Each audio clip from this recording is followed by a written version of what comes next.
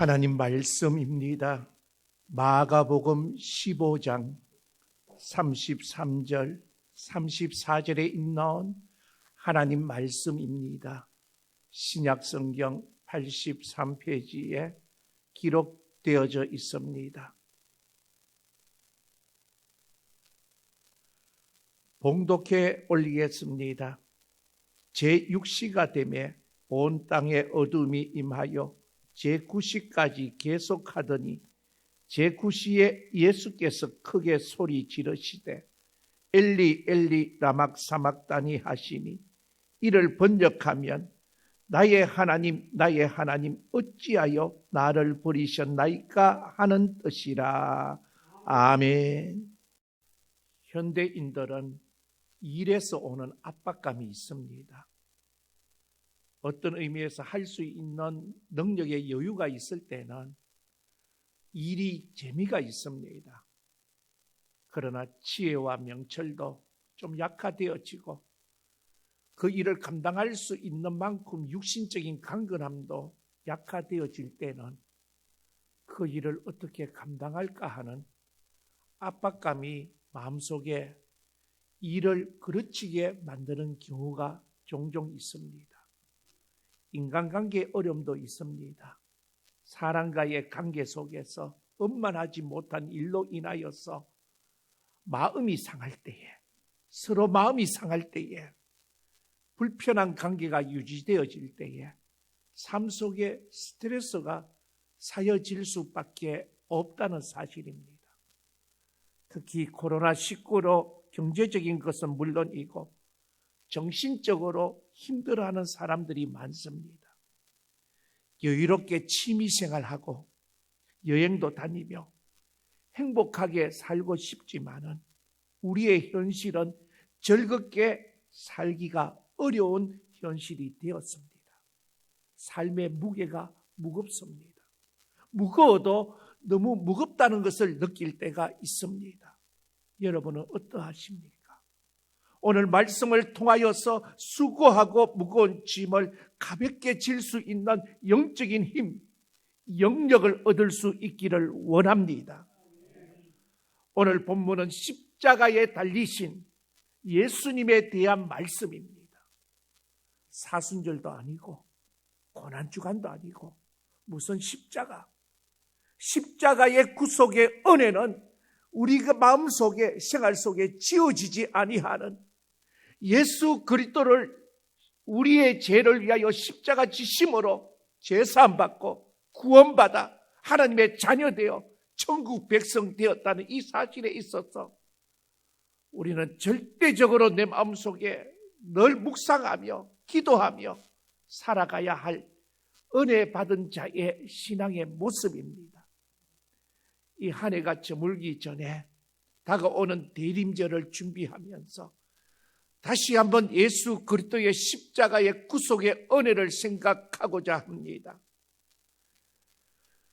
오늘 본문에 십자가에 달리신 예수님, 마가복음 15장 25절의 말씀을 보니까 때가 제3시가 되어 십자가에 못 박으니라 하는 말씀이 있습니다.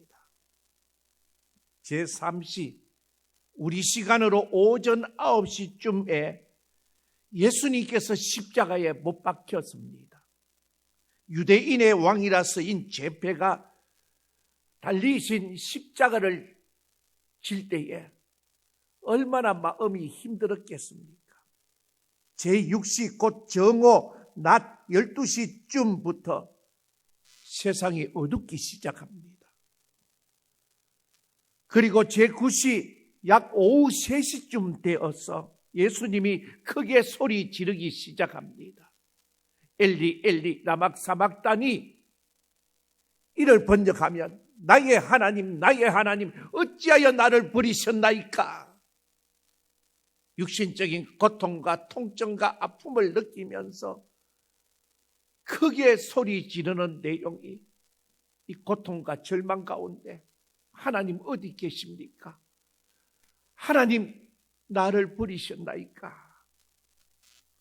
예수님의 십자가의 고통을 겪으시면서 고통의 이유, 꼭 이런 고통을 겪어야 하는지 하나님께 물으셨던 겁니다. 어찌하여 나를 버리셨나이까 질문을 던지고 있습니다. 지금 이 어려운 상황, 세계적인 유행병을 견디며 살고 있는 우리가 하나님 앞에 드리고 싶은 그러한 질문입니다. 하나님, 어찌하여 이런 어려움을 주십니까? 어찌 이런 일을 겪어야 합니까? 어찌하여 코로나 바이러스는 사라지지 않고 계속해서 진행되어지고 있습니까? 우리가 당하는 고통의 이유는 무엇이고 끝은 언제 어떻게 결말이 나겠습니까? 질문을 하고 싶어 합니다. 그래야 하나님 아버지 2021년에 목회 계획도 세우고 개인적인 계획도 만들어 갈 수 있을 텐데, 성탄절이 다가오는데, 신년이 다가오는데 어떻게 계획을 세울 수 있겠습니까? 하나님 말씀하소서, 응답하소서. 기도의 제목이 되어지고 있습니다. 제 앞에 마이크가 있습니다. 이 마이크가 소리를 증폭시킵니다.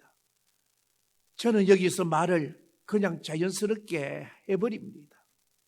그런데 이 마이크가 증폭을 시켜서 이렇게 큰 소리로 여러분, 멀리 계시는 여러분에게도 들려집니다. 이 마이크가 고장이 나면 어떡합니까? 마이크를 만드신 분들이, 연구하신 분이 이 마이크를 고칠 수가 있습니다. 때로 우리도 고장이 납니다. 몸이 고장 나기도 하고 생각이 고장 나기도 합니다. 인간관계 혹은 경제활동에 문제가 생기기도 합니다. 그 모든 이유를 파악하고 다시 회복시킬 수 있는 것, 우리가 할 수 있는 일이 아닙니다. 우리의 주인이신, 만물의 창조자 되신 하나님께서 하실 일인 줄 믿습니다. 마이크가 소리 내는 기능, 제작되어진 기능대로 소리 내는 것처럼 구원받은 우리는 하나님을 찬양하고 영광을 돌려야 하는 존재 목적만 가지고 살면 됩니다. 우리는 우리가 존재하는 목적대로 그렇게 살기에 앞서서 하나님께서 원하시는, 목적하신 바가 무엇인가? 하나님의 나라와 영광을 위한 삶을 살기 위하여서 내 자신을 쳐서 죽게 복종시키는 신앙의 자세, 믿음의 모습이라는 말씀입니다. 작년 9월에 경북 안동에서 한 아파트 단지에 경찰관과 119가 연락을 받고 출동하는 일이 있었습니다. 경찰이 한 집에 문을 열자 집 주인인 59살 되시는 장 씨가 어깨를 다친 채로 피를 흘리고 있는 겁니다. 집에는 대학생 딸과 반려견 한 마리가 있었습니다. 당시 가정에서 키우던 강아지는 건강이 좋지 않았다 합니다.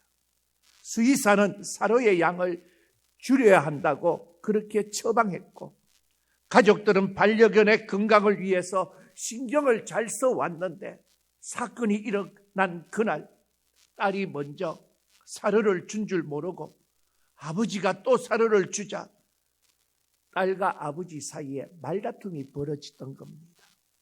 언성이 높아졌고 딸이 홧김에 흉기를 휘두르던 겁니다.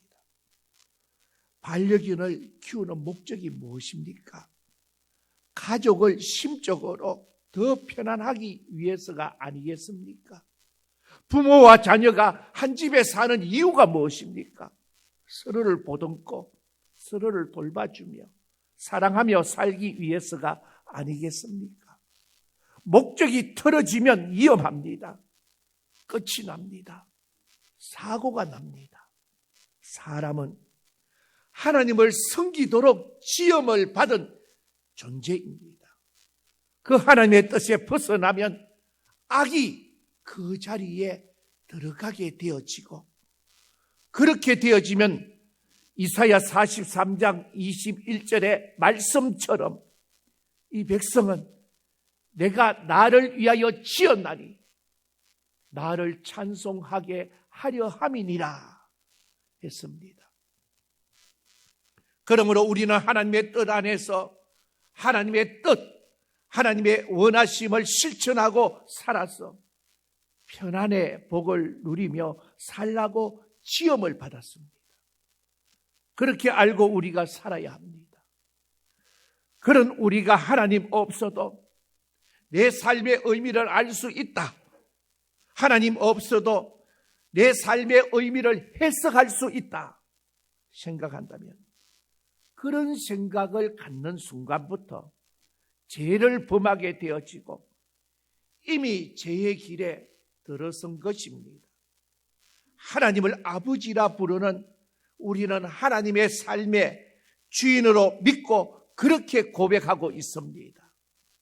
그래서 우리는 주님이라는 표현을 많이 사용합니다. 그런데 분명한 것이 있습니다. 주인은 한 명이어야 한다는 사실입니다. 주인이 여럿이 되어지면 혼란스러워질 수밖에 없습니다. 물론 삶의 주인이 나라고 믿는 사람은 하나님을 주인으로 여기지 않습니다. 만일 우리가 주인이신 하나님과의 관계가 끝나버리면 그때부터 죄와 사망의 울타리에 갇히게 되어집니다. 내가 나의 주인됨을 포기하고 하나님이 나의 주인됨을 믿는 믿음 안에서 살아갈 때에 비로소 하나님과 나와의 관계가 바르게 되어질 수 있다는 사실입니다. 나는 내 인생에서 일어나는 모든 일들의 의미를 알지 못하고 하나님을 주인으로 믿고 따를 때에 전능하신 하나님께서 나의 삶을 간섭하시고 인도하시고 복 주신다는 사실을 믿는 믿음이라는 말씀입니다. 한 일간지에 이런 제목의 기사가 있습니다. 집, 결혼 포기하니까 행복해요. 미래보다도 현재를 집중하는 2030, 이렇게 실렸습니다. 기사의 내용이. 치솟는 집값 때문에 집 사기가 어렵다는 겁니다. 정부는 집값을 잡았다는데 집값은 더 올라간다는, 한 달 새에 서울의 어느 지역에 1억이나 올랐다는 기사를 보았습니다. 당황스럽습니다. 전세 구하기가 어렵고 있지도 않다는 겁니다. 웃돈을 얹어줘도 전세를 구할 수 없다고 얘기합니다.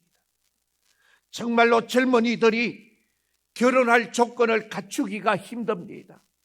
그래서 다 포기하고 현재 이렇게 즐기는 것이 내게는 좋을 것 같다, 여기에 집중하려고 한다는 겁니다.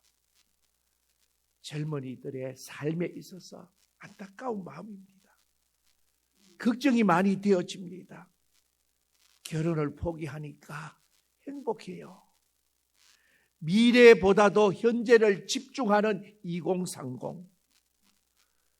그러나 만일 여러분 생각해 보십시오. 초등학생이 이렇게 말한다면 어떻겠습니까? 저는 공부에 찌든 초등학생입니다. 열심히 공부해도 좋은 성적 얻기 힘들어 앞으로는 현재에 집중하려고 합니다. 그래서 지금은 열심히 게임을 하며 놀고 있습니다. 공부를 포기하니까 삶의 질이 높아졌습니다. 초등학생이 이렇게 말한다면 뭐라고 하시겠습니까? 이해되겠습니까? 이해되었으니 그래, 너 멋대로 살아보라, 그래, 그렇게 살아보라고 격려하겠습니까? 현재를 즐기며 살라고 할 수 있겠습니까? 당장 의미를, 이유를, 미래를 모르겠다는 이유로 목표를 포기하고 현재를 즐기겠다는 어린아이에게, 학생들에게, 청년들에게 박수를 쳐줄 어른들이 어디 있겠습니까? 없을 것입니다. 당장은 아무 의미를 찾을 수 없다 해도 힘들어도 버티면서 노력하여 실력을 쌓고 조금만 지나면 알게 되고 이해되는 것이 인생입니다. 그러므로 우리는 아무리 힘들어도 열심히 살아야 합니다. 아무리 힘들어도 학생은 공부해야 합니다.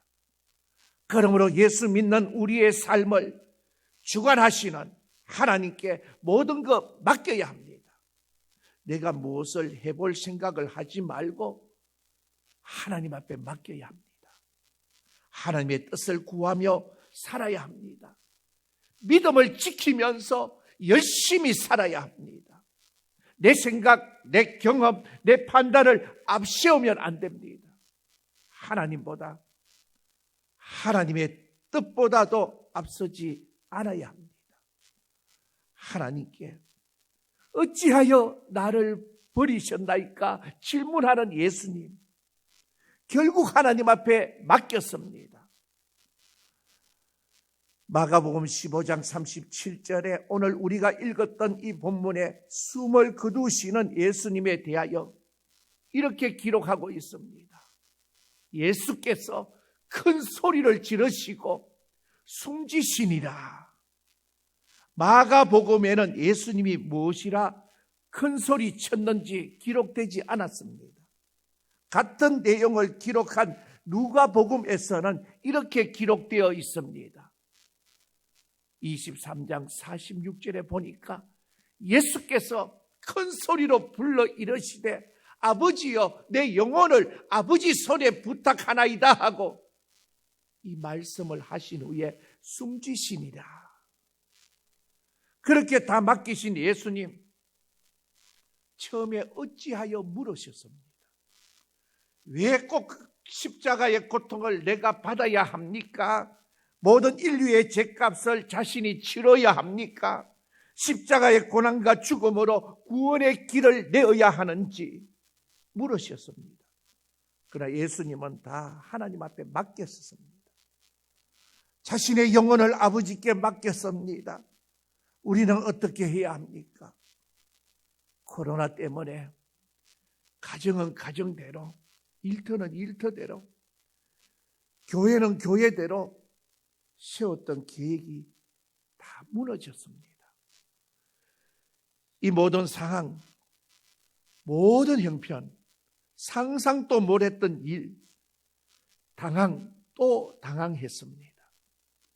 다가올 날에 대한 계획을 세우는 것도 쉽지 않습니다. 교회 김장을 몇 포기 할까? 계획 세우기가 어렵습니다. 내년에 노인대학을 계속해서 진행할 수 있을런지 3월달까지는 어렵더라도 4월달까지 5월달도 예상하지 못합니다. 오후 예배를, 찬양 예배를 어떻게 드릴 수 있을런지 계획을 세우지를 못합니다. 원래의 대신방 예배를 하지를 못했는데 2021년에는 대신방 예배를 어떻게 할까? 코로나 시대에 대신방을 어떻게 할까? 가정마다 우리 구역의 식구들 가정 다 합니다. 그러나 2021년에는 이런 방법으로 대신방을 해야 되겠다. 기도로 지금 준비하고 있습니다. 신년은 송구 영신 예배는 코로나 시대에 이렇게라도 영적으로 식어지지 아니하는 열정을 회복할 수 있도록 프로그램을 만들어야 되겠다. 마음에 두고 생각하고 기도하고 있습니다. 왜 코로나 바이러스가 유행하기 시작했는지, 어떻게 바이러스를 통제할 수 있는지, 언제까지 이렇게 지속될 것인지 우리는 알지 못합니다. 아무도 아는 사람 없을 겁니다. 다들 큰 소리 쳤습니다. 3개월만 지나면, 연말이 되면 예방접종을 할 수 있는 그러한 약이 나올 것이라 기대했습니다. 그렇지만은 우리가 할 수 있는 일이 있습니다. 우리가 이것을 이겨내며 계획할 수 있는 일들이 있다는 말씀입니다. 창조주 하나님을 전적으로 신뢰하는 것입니다. 믿고 의지하는 것입니다. 내 영혼을 맡기고 내 가정을 맡기고 내 삶의 소득의 공동체를 하나님 앞에 맡기며 내 자녀를 맡기고 내 일터를 내 삶을 주인 되신 하나님 앞에 온전히 맡기는 것입니다.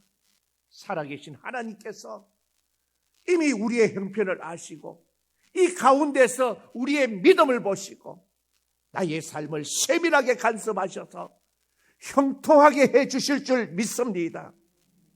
하나님은 예수님의 죽음을 통하여서 우리에게 구원의 길, 생명의 길을 열어주셨습니다.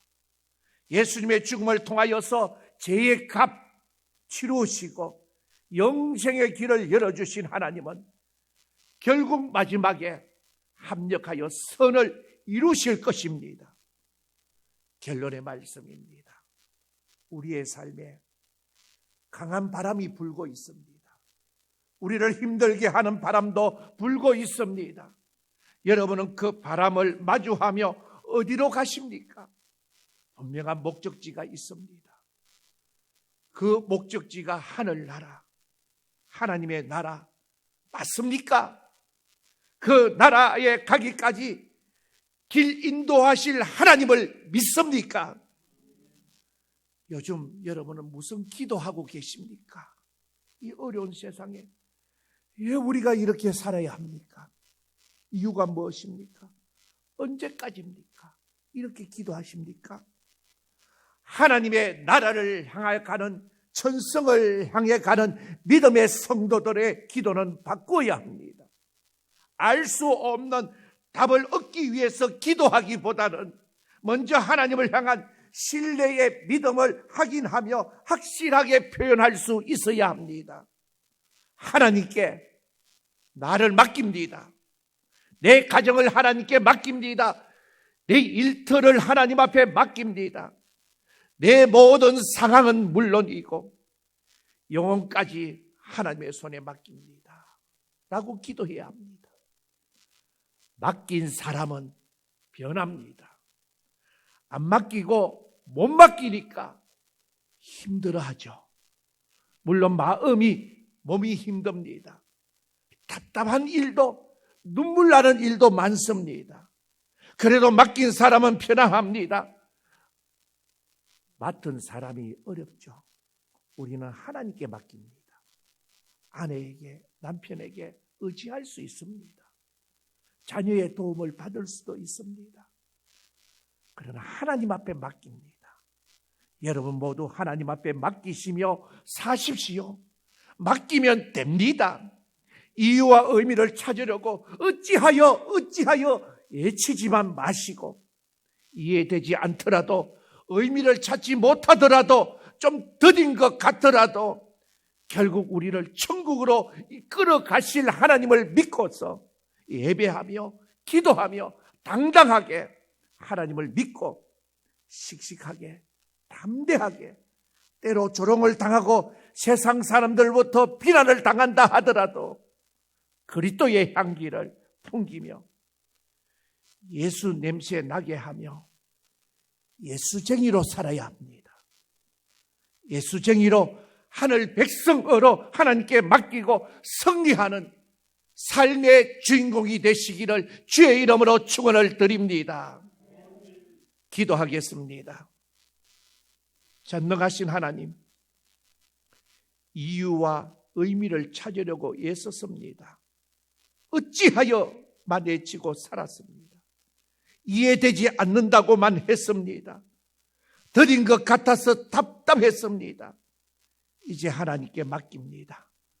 하나님께 맡기며 살게 하여 주시옵소서. 하나님을 믿고 예배하며 기도하며 당당하게 씩씩하게 담대하게 예수쟁이로 살게 하여 주옵소서. 예수님 이름으로 기도하옵나이다. 아멘.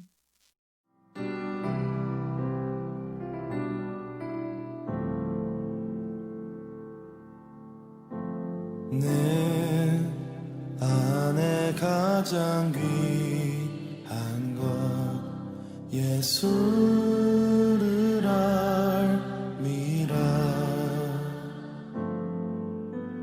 그 은보다 더 귀한 것 예수를 알미라. 세상 지식보다 귀한 것 예수를 알미라. 내 안에 가장 귀한 것 예수를 알미라. 예수의 이름 존귀한 그 이름 예수의 이름 능력의 그 이름 내 안에 가장